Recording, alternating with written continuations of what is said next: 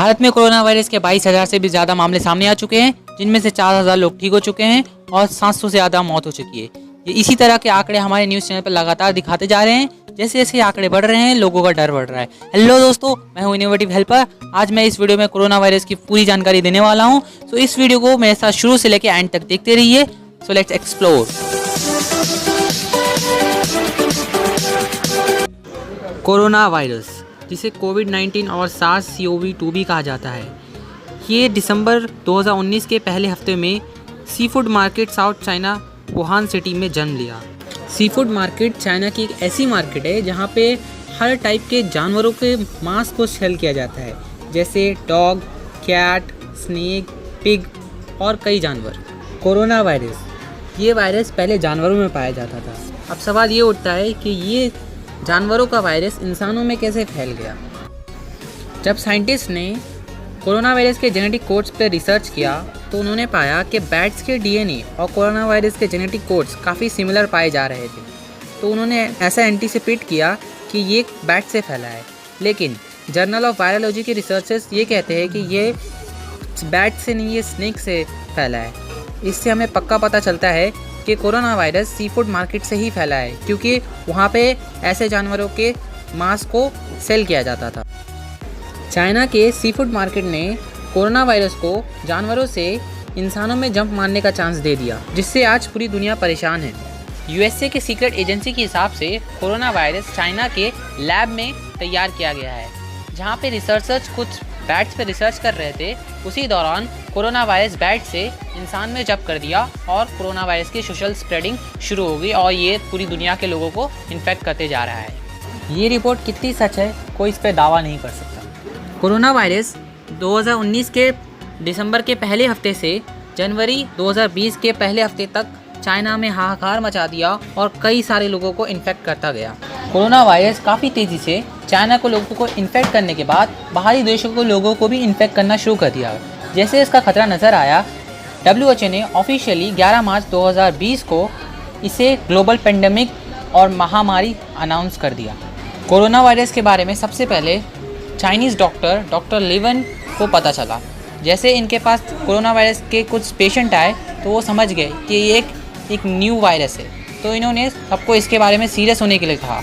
तो उसी वक्त उनको चाइनीज़ गवर्नमेंट ने अरेस्ट कर लिया।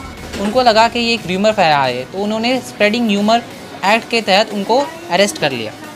अगर चाइनीज़ गवर्नमेंट डॉक्टर ली की बातों को सीरियस लेते तो आज पूरी दुनिया में कोरोना वायरस शायद नहीं फैलता। अनजाने में डॉक्टर ली भी कोरोना वायरस के शिकार हो गए और 7 फरवरी 2020 को उनकी मौत हो गई। हमने तो कोरोना वायरस की पूरी हिस्ट्री तो जान ली, मगर आपके मन में एक सवाल उठ रहा होगा, इसके सिम्टम क्या है, इसके लक्षण क्या है। इसके सिम्टम्स आप इस चार्ट में क्लियरली देख सकते हैं। 87% केसेस में फीवर होता है, 67% केसेस में ड्राई कफ होता है और बाकी चीज़ें भी आप देख सकते हो। लेकिन यहाँ मेन बात ये है कि हर खांसी ज़ुकाम कोरोना नहीं होता। अगर आपको खांसी ज़ुकाम है तो आप ये मत समझ लीजिए कि आपको कोरोना वायरस है।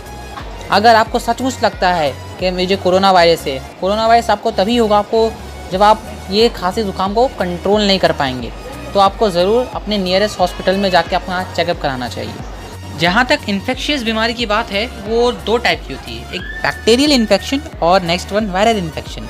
बैक्टीरियल इन्फेक्शन के एग्जाम्पल है स्ट्रेप थ्रोट, जो गले में खसखस होता है, ईयर इन्फेक्शन और यूरिनरी ट्रैक्ट इन्फेक्शन, जिसे हम लोग UTI भी बोलते हैं। और वायरल इन्फेक्शन के एग्जाम्पल है common cold, influenza, chickenpox, HIV, coronavirus, AIDS, dengue और सो मेनी थिंग्स। साइंस आज बैक्टीरियल इन्फेक्शन, हर टाइप के बैक्टीरियल इन्फेक्शन को क्योर कर सकता है। आपने एंटीबायोटिक तो सुना ही होगा।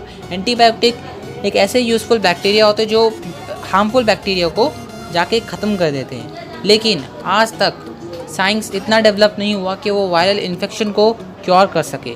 हम लोग उसको सिर्फ ट्रीटमेंट दे सकते हैं वायरल इन्फेक्शन को हटाने के लिए। इसी कारण कोरोना वायरस फैलते जा रहा है और सारी दुनिया इससे जूझ रही है, क्योंकि हमारे पास कोरोना वायरस को हटाने के लिए कोई इफ़ेक्टिव ट्रीटमेंट भी नहीं है। बस हम कुछ प्रिकॉशंस ले सकते हैं जो हमें जितना हो सके लेना चाहिए। आपके मन में एक सवाल उठ रहा होगा, क्या होगा अगर कोरोना वायरस हमारे शरीर में घुस जाए। कोरोना वायरस कुछ भी नहीं, ये सिर्फ एक गोल सा ऑब्जेक्ट है। कुछ जेनेटिक मटेरियल उसके अंदर कैरी होते हैं। कोरोना वायरस को ज़िंदा रहने के लिए एक लिविंग होस्ट की ज़रूरत रहती है। अगर वो किसी सरफेस पे तो कुछ ही घंटे ज़िंदा रह सकता है, लेकिन अगर उसे कोई लिविंग होस्ट मिल जाए, जैसे हमारा और आपका हार्ट, लंग्स, तो वो अपने आप को मल्टीप्लाई करना शुरू कर देता है और इन्फेक्ट करना शुरू कर देता है। लेकिन उसी वक्त हमारे शरीर के सोल्जर एक्शन में आते हैं, हमारा इम्यून सिस्टम, हमारा रोग प्रतिरोधक सिस्टम। अगर किसी का इम्यून सिस्टम स्ट्रॉन्ग है, हेल्दी है, तो उसे सिर्फ कुछ माइल्ड सिम्टम्स आएंगे और कुछ ही समय में कोरोना वायरस हमारे बॉडी से हमारे इम्यून सिस्टम द्वारा हटा दिया जाएगा। According to data, old age लोग हैं, जो बूढ़े लोग हैं, वो कोरोना वायरस से ज़्यादा संक्रमित और मर रहे हैं एज़ कम्पेयर टू यूथ में इम्यून सिस्टम स्ट्रॉन्ग होता है ओल्ड एज के मुकाबले। लेकिन इसका मतलब ये नहीं कि हमें प्रिकॉशंस नहीं लेना चाहिए, हमें बिंदास रहना चाहिए, हमें सेफ्टी मेजर्स के साथ हमेशा रहना चाहिए ताकि हमें कोरोना वायरस हो ही ना। तो आपके मन में एक सवाल उठ रहा होगा, हमें कोरोना वायरस से किस तरीके से बचना है, हमें क्या सेफ्टी मेजर्स लेने चाहिए, हमें क्या प्रिकॉशनरी मेजर्स लेने चाहिए। हमें ये प्रिकॉशनरी मेजर्स लेने होंगे जो स्क्रीन पे दिखा रहा है। हमें हमारे इम्यून सिस्टम को स्ट्रेंथन करना होगा, स्ट्रॉन्ग करना होगा, हेल्दी करना होगा, ताकि हम कोरोना वायरस से आसानी से लड़ सकें। हमारा इम्यून सिस्टम कुछ भी नहीं, ये वाइट ब्लड सेल है जिन्हें हम WBC भी बोलते हैं।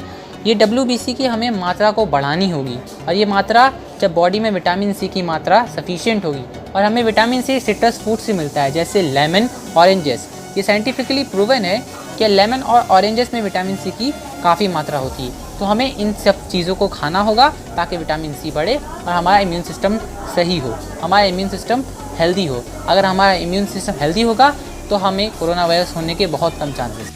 प्रिकॉशन नंबर 2, हमें इस मुश्किल की घड़ी में फास्ट फूड को जितना हो सके उतना अवॉइड करना चाहिए और ग्रीनी वेजिटेबल को प्रेफरेबल मानते हुए उसे खाना चाहिए, क्योंकि ये हमें प्रोटीन प्रोवाइड करता है, हमारी बॉडी की ग्रोथ में हेल्प करता है और बहुत यूज़फुल भी होते हैं। प्रिकॉशन नंबर 3, वेरी इंपॉर्टेंट, हमें अपने हाथों को अक्सर धोते रहना चाहिए।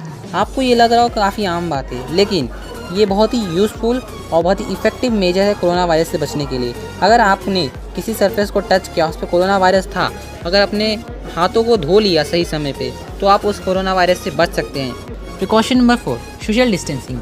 ये प्रिकॉशन कुछ लोगों को कठिन और डिफ़िकल्ट लगेगा, लेकिन इस मुश्किल घड़ी में हमें अपने देश का साथ देना होगा, हमें सोशल डिस्टेंसिंग बनाए रखना होगा ताकि कोरोना वायरस हारे और इंडिया जीते। सो अब तक के लिए इतना ही दोस्तों, मिलते हैं नेक्स्ट वीडियो पे। अगर आप इस चैनल पे न्यू हैं तो हमारे चैनल को सब्सक्राइब, लाइक और शेयर कीजिए अपने दोस्तों के साथ। Stay home, stay safe.